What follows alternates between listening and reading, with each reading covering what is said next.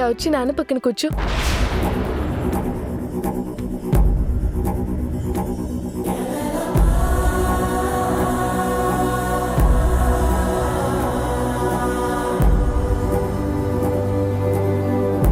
నాకు నాన్న పక్కన కూర్చొని తినాలని ఉంది, కానీ నేను పక్కన కూర్చుంటే నాన్న ప్రశాంతంగా ఉండరు.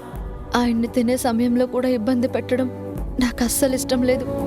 రమణి, నువ్వు వచ్చేలా నా పక్కన కూర్చో, అందరం కలిసి భోంచేద్దాం. మళ్ళీ ప్రత్యేకంగా వడ్డించడం ఎందుకు?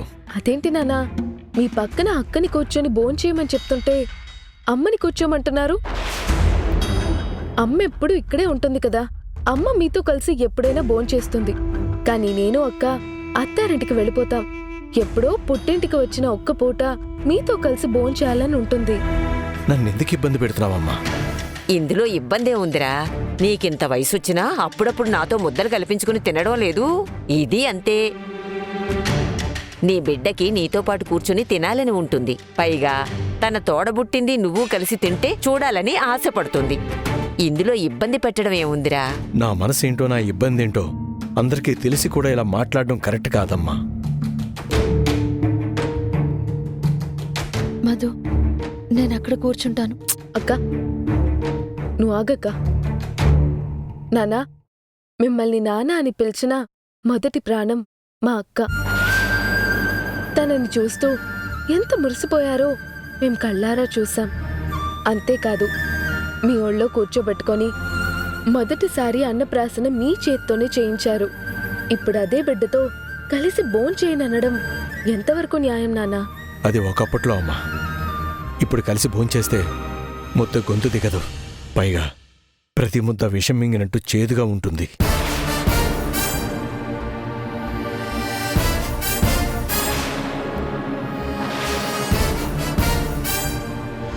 దయచేసి మీరలా కఠినంగా మాట్లాడకండి. చాలా బాధగా ఉంది. నేను ఎవరిని బాధ పెట్టదలుచుకోలేదు, నేను బాధపడదలుచుకోలేదు. దయచేసి ఇంతటితో ఈ విషయం వదిలేయండి. దయచేసి అక్కని క్షమించేయండి నాన్నా. క్షమించడంలోనే మీ గొప్పతనం ఉంది. నేను అంతటి గొప్పవాణ్ణి కాదమ్మా. ఓ సగటు తండ్రిని. ప్రతి తండ్రికి బిడ్డ మీద ఎంత ప్రేమాభిమానాలు మమకారాలుంటాయో అదేవిధంగా నాకు ఉన్నాయి. అంతకంటే ముఖ్యంగా నా పెంపకాన్ని నమ్మాను, నా బిడ్డను నమ్మాను. ఆ నమ్మకు ఒమ్మైన క్షణం నుంచి నాలో తండ్రి ప్రేమ చచ్చిపోయింది. మరి నా విషయంలో, ఇందు విషయంలోనూ? అమ్మ మధు, దయచేసి నన్ను తినే సమయంలో కూడా ఇబ్బంది పెట్టొద్దు. నాకు బాగా ఆకలి వేస్తుంది. నేను గతంలో బాధేసిన, చికాకేసిన తిండి తినను అనే తినకుండా ఉండిపోయేవాణ్ణి. కానీ నువ్వు ఒకరోజు భోజనం మానేయకూడదు, ప్రతి పూట భోంచేయాలని నాతో మాట తీసుకున్నావు. ఆ రోజు నుంచి ఏం జరిగినా సరే నేను తిండి మాత్రం మానేయలేదు. నీకోసం తింటూనే ఉన్నాను. ఇప్పుడు నాకు భోంచేయాలనుంది. ఆకలి మీద ఉన్న మనిషిని ప్రశాంతంగా భోంచేయనివ్వండి. దయచేసి అందరూ భోంచేయండి, నన్ను ఇబ్బంది పెట్టొద్దు. రమణి, వడ్డించు. అక్క ప్లీజ్ మధు.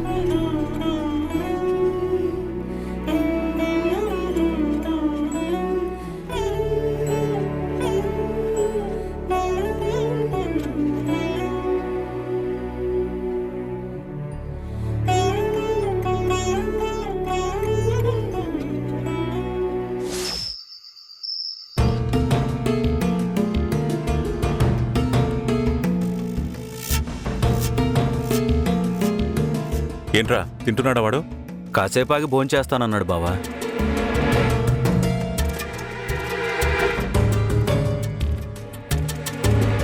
రారానందు, వచ్చి కూర్చో.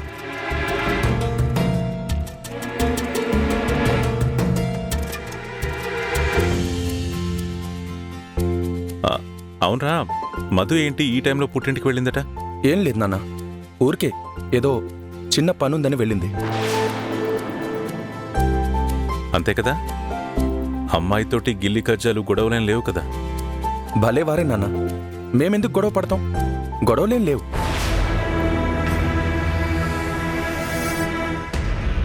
ఏమ్మా, సుధీర్ భోజనానికి రాలేదా? లేదురా, వాడి భోజనం గదికే పంపించాం. అదే మంచిదిలే. ఎలాగో సార్ నార్మల్గా ఉండరు, తాగి తందనాలు ఆడుతూ ఉంటారు. ఇప్పుడు ఇక్కడికి వచ్చి అందరినీ డిస్టర్బ్ చేసి ఇంట్లో ఉన్న ప్రశాంతతని పోగొట్టడం కంటే వాడు అక్కడే ఉండి భోంచేయడమే కరెక్ట్. రేయ్ వదిలేరా, వాడికి లైఫ్లో ఇదొక ఫేజ్. కొంతమంది నీలాగా ఎలాంటి చెడు వ్యసనాలకి చెడు మార్గాలకి వెళ్లకుండా మంచి దారిలోనే ప్రయాణం చేస్తారు. కొంతమంది కోరుకుని మరీ ముళ్లబాటలోనే నడుస్తారు. గాయాల పాలై సరైన మార్గానికి ముళ్లబాటకి ఉన్న తేడా తెలుసుకున్న రోజున వాళ్లే మంచి మార్గంలోకి నడవడానికి వస్తారు. అంతవరకు మనం ఎంత చెప్పినా చెవికెక్కదు. వాడు తెలుసుకున్నప్పుడే తెలుసుకుంటాడు. వాడిని ఇలా వదిలేస్తే తెలుసుకోవడం అంటూ ఏం ఉండదు నాన్న. వాడు ఇంకా పాడైపోతాడు. సరే, ఆ విషయాలన్నీ వదిలే. భోంచేసేటప్పుడు ఎందుకు? వాడికి భోజనం పంపించాం కదా, వాడు భోంచేస్తాడులే. ముందు మనం భోంచేద్దాం.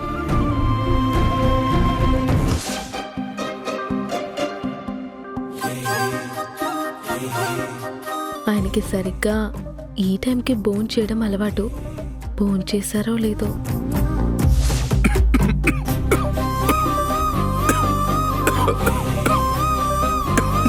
ఉండు, మంచినీళ్ళు తాగు.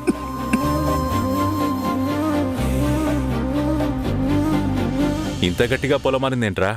ఎవరు తలుచుకుంటున్నారో? ఇంకెవరో మధునే తలుచుకుని ఉంటుంది. కరెక్టేరా. వీణ్ణింత బలంగా తలుచుకునేవాళ్ళు, అంత గాఢంగా ప్రేమించేవాళ్ళు మధు మాత్రమే. ఎంత భార్య ప్రేమైనా కన్నతల్లి ప్రేమతో సరితూగుతుందా ఏంటి? మొన్న సంక్రాంతి పూట రూతర్ అందరినీ ప్రశ్నలు అడుగుతున్నప్పుడు ఒక ప్రశ్న అడిగాడు, గుర్తుందా అత్తయ్య? మధుని, మీకు మీ కన్నతండ్రంటే ఇష్టమా, భర్త అంటే ఇష్టమా, స్నేహితులంటే ఇష్టమా, తోడబుట్టిన వాళ్ళంటే ఇష్టమా అని. అప్పుడు మధు ఏం చెప్పింది? భర్తలోనే తండ్రి, స్నేహితుడు, సోదరులు అందరూ ఉంటారు, కానీ మిగతా ఏ ఒక్కరూ భర్త స్థానాన్ని భర్తీ చేయలేరు. భర్తకున్న ప్రత్యేక స్థానం అది అంది. అందుకే నాకు భర్త అంటే ఇష్టమని చెప్పిందా లేదా?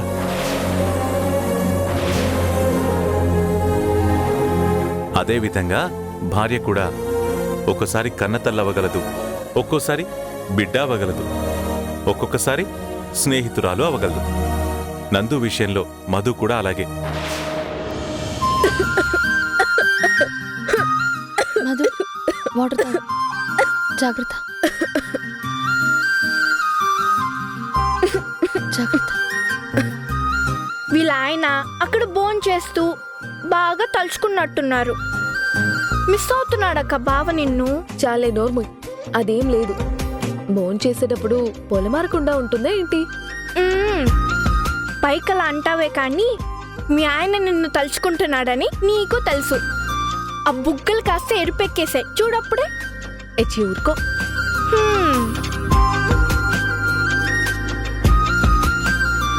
దివ్య, అక్కడ నా ఫోన్ ఉంటుంది, అందుకోవా? సరే.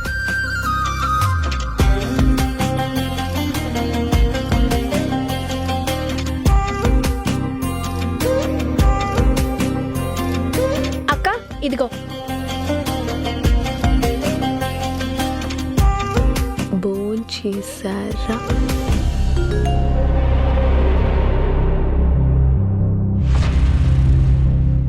భోంచేశారా? ఈవిడి గారికి పెద్ద అక్కర పుట్టుకొచ్చేసింది. భోంచేశారా అంట. నేను భోంచేస్తే ఏంటి, చేయకపోతే ఏంటి? ఈవిడికి నేను సమాధానం ఇవ్వాలా? అస్సలు ఇవ్వను.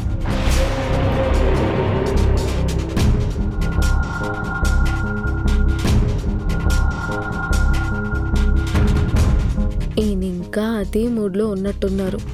సర్లే, భోంచేసి ఎలాగో మాట్లాడి బయలుదేరిపోతానుగా. నానా, భోజనాలు అయిపోయాయి. ఇప్పుడు తీరిగ్గా మాట్లాడుకుందామా? మనసుకు బాధ కలిగించేది కాకుండా సంతోషాన్ని ఇచ్చేది ఏదైనా మాట్లాడుకుందామమ్మా. నిజమే నానా. జీవితంలో మనకి ఎలాంటి పరిస్థితులు ఎదురైనా అందులో సంతోషాన్ని వెతుక్కోవడమే సరైన ఆలోచన. నేను అందరూ సంతోషంగా ఉండాలని మాట్లాడాలనుకుంటున్నాను. ఇంతకీ అక్కేది? అక్కా,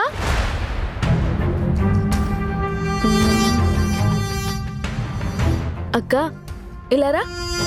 అక్కడే నిలబడిపోయావేంటి? ఆ, మీరు మాట్లాడుతున్నారుగా, మాట్లాడండి. అందరం ఇక్కడే మాట్లాడుతున్నాం కదక్కా, నువ్వు అక్కడేం చేస్తున్నావు? రా.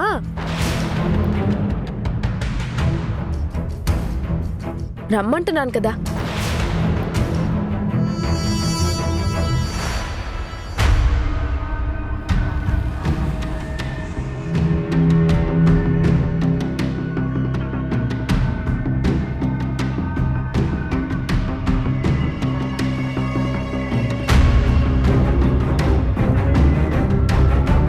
అక్కడే నిలబడ్డావేంటి? ఇలా రా. రా అక్కా.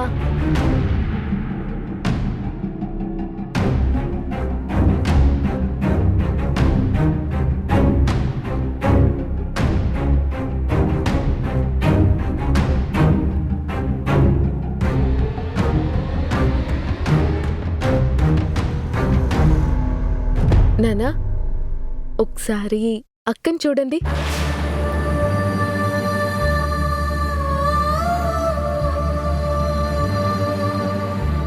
ఒక్కసారి చూడండి నాన్న, నా కోసం.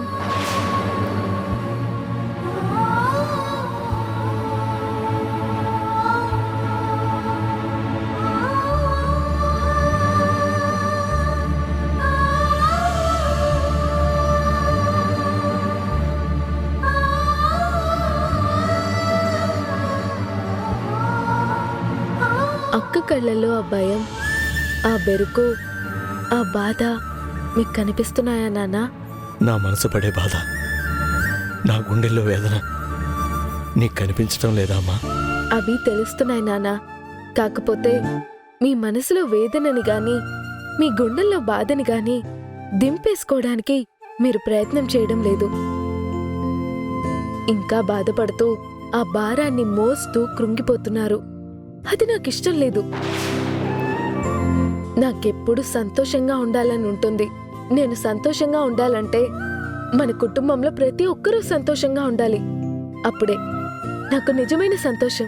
ఎప్పుడు అలా అనుకోకమ్మా. ఎవరెవరి స్వార్థంతో వాళ్ళ సంతోషాన్ని వెతుక్కుంటూ పోయినప్పుడు అందరం సంతోషంగా ఎలా ఉండగలుగుతాం? నీకంటూ ఒక కాపురం ఏర్పడింది, నీకంటూ ఒక జీవితం మొదలైంది. ఆ జీవితాన్ని ఆస్వాదించు, ఆ కాపురాన్ని చక్కదిద్దుకొని సంతోషంగా ఉండు. అలా ఉండటం నాకు సాధ్యం కాదు నాన్నా. నేను అంటే నేనొక్కదాన్నే కాదు, మనందరం కలిస్తేనే నేను. మనందరం సంతోషంగా ఉంటేనే నేను సంతోషంగా ఉండగలను. మీరొక్కరు పెద్ద మనసు చేసుకొని అక్కని క్షమించేసి అత్తారింటికి సంతోషంగా సాగనంపి, మీరు నన్ను, మా ఆయన్ని, మా అత్తగారి కుటుంబాన్ని ఎలా చూసుకున్నారో అలాగే అక్కని, అక్క భర్తని, అక్క అత్తగారి కుటుంబాన్ని ఆదరిస్తే అందరం సంతోషంగా ఉంటాం నాన్నా. అది మాత్రం నా వల్ల సాధ్యమయ్యే పని కాదమ్మా. ఎందుకు సాధ్యం కాదు నాన్నా? నా మనసులో అంత బాధ ఉంది, అది ఇంకా పచ్చిగానే ఉంది.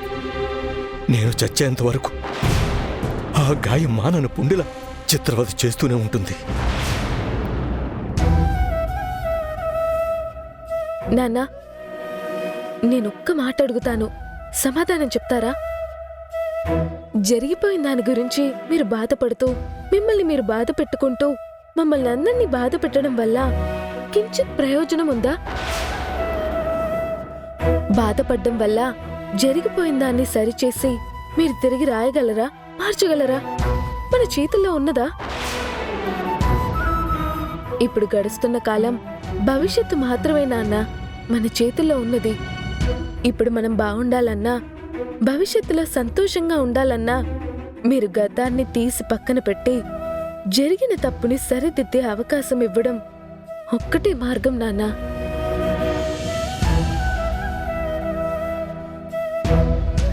నాన్నా, మీకొక విషయం చెప్తా. మీరు మమ్మల్ని ఎంత బాగా చూసుకున్నా, మా జీవితం గురించి ఎంత తాపత్రయపడ్డా ఓ తండ్రిగా ఆలోచిస్తారు, ఓ మగాడిగానే ఆలోచిస్తారు.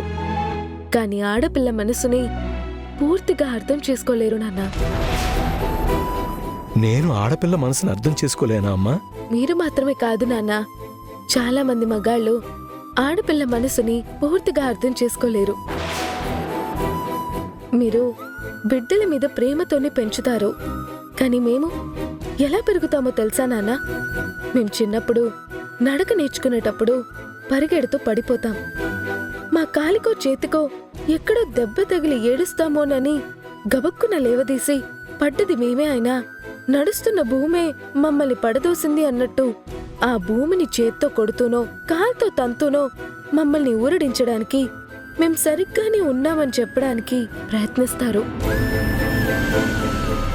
మమ్మల్ని ఏ పార్కో ఆట మైదానానికో తీసుకెళ్లి ఆడిస్తున్నప్పుడు, మాకొక 4-5 ఏళ్ల వయసున్నప్పుడు ఏదైనా గోడ మీద ఒక చెట్టు మీద నిల్చోబెట్టి అక్కడి నుంచి దూకమని చెప్తారు. మేము ఏమాత్రం ఆలోచించకుండా నవ్వుతూ దూకేస్తాం. కింద పడతామన్న ఆలోచన కూడా లేకుండా ఎందుకు నవ్వుతూ దూకేయగలమో తెలుసా నాన్న? కింద మీరున్నారనే ధైర్యం.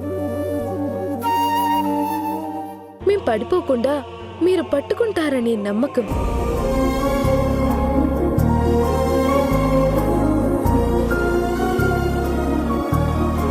అంతేకాదు నాన్న, మాకు పెళ్ళిడొచ్చిన దగ్గర నుంచి మాకు పెళ్లి చేయాలనే ఆలోచనతో మా పెళ్లి గురించి, మాకు రాబోయే భర్త గురించి మీరు మాట్లాడుతున్నప్పుడు మాలో మాకు రాబోయే భర్త గురించి ఆశలు ఆలోచనలు మొదలవుతాయి. అప్పుడు మేమేం కోరుకుంటామో తెలుసా నాన్న? అందగాన్నో గొప్ప ధనవంతుణ్ణో కాదు నాన్న మేం కోరుకునేది, మాకు కాబోయే భర్త అచ్చం మా తండ్రిలా ఉండాలని.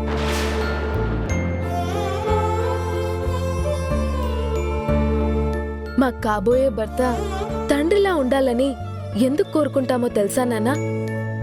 కన్న కూతుర్ని తండ్రి కంటే గొప్పగా ఇంకెవ్వరూ ప్రేమించలేరు గనక.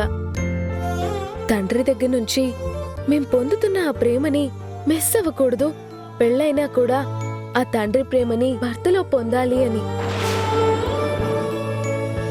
తండ్రి ఎలాగైతే అండగా నిలబడతాడో, ఎలాగైతే ఆదరిస్తాడో, అదే ఆదరణ అండ భర్త నుంచి కోరుకుంటాం గనక. భర్త కూడా తండ్రిలా ఉండాలని ఆశపడతాం నాన్న.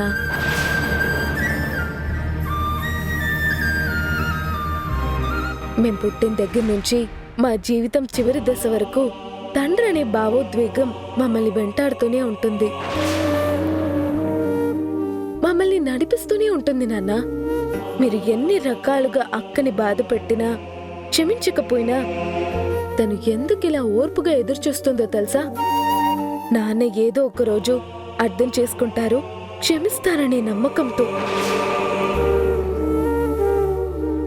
ఆ నమ్మకాన్ని దయచేసి బొమ్ము చేయకండి నాన్న.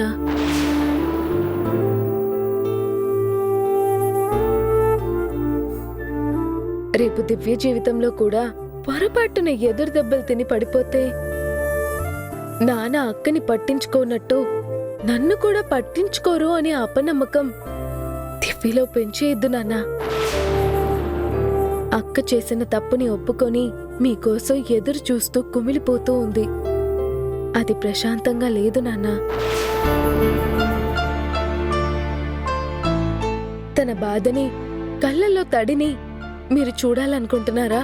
మీ బిడ్డలా ఉంటే మీరు సంతోషంగా ఉంటారా? ఒక్కసారి అక్కని క్షమించి చూడండి నాన్న.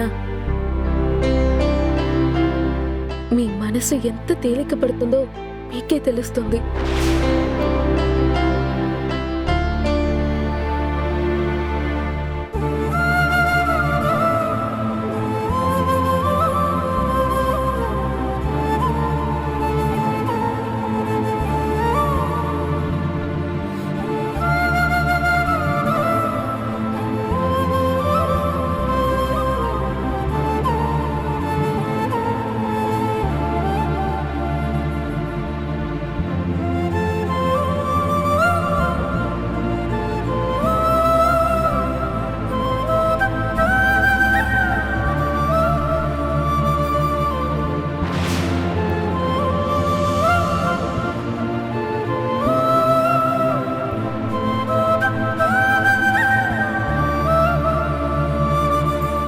అమ్మా ఇందు, నన్ను క్షమించమ్మా.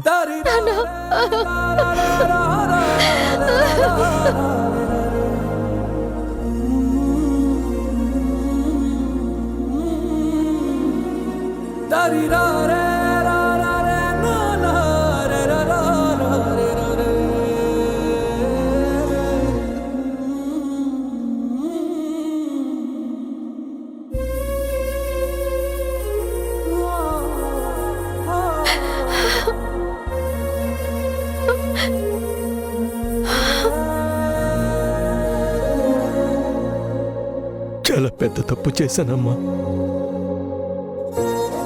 ఎంతసేపు నేను మిమ్మల్ని ఎంతగా ప్రేమించానో ఆలోచిస్తూ బాధపడ్డానా తప్ప ఆడపిల్లగా మీరు తండ్రి నుంచి ఏమి ఎదురు చూస్తారో, తండ్రి మీద ఎంత నమ్మకంతో ఎదుగుతారో నేను అర్థం చేసుకోలేకపోయాను.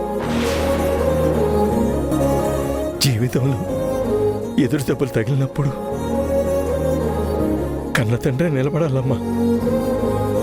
వాళ్ళు కోరుకున్న జీవితంలో ఎదురు దెబ్బలు తిని జీవితమే పోయినా కన్న తండ్రి ఒకడున్నాడనే వాళ్ళకి ధైర్యం ఇవ్వాలి.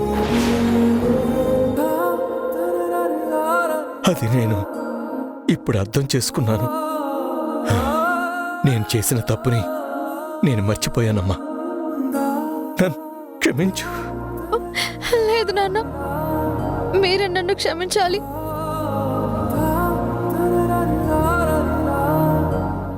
ఈ మందులు ఏమివ్వాలో ఏంటో నాకేం అర్థం కావడం లేదు. నువ్వే చూసి చెప్పు. ఆ డాక్టర్ ఏమో మొత్తం నీ భార్యకే చెప్పాడు. ఇప్పుడు మందులు ఇవ్వడానికి నీ భార్య లేదు. మీకు మంచి జరగాలని తన ప్రాణాలకి తెగించి ముహూర్తం పెట్టించింది. ఎంతైనా పరాయి పిల్ల మనల్ని పట్టించుకుంటుందా?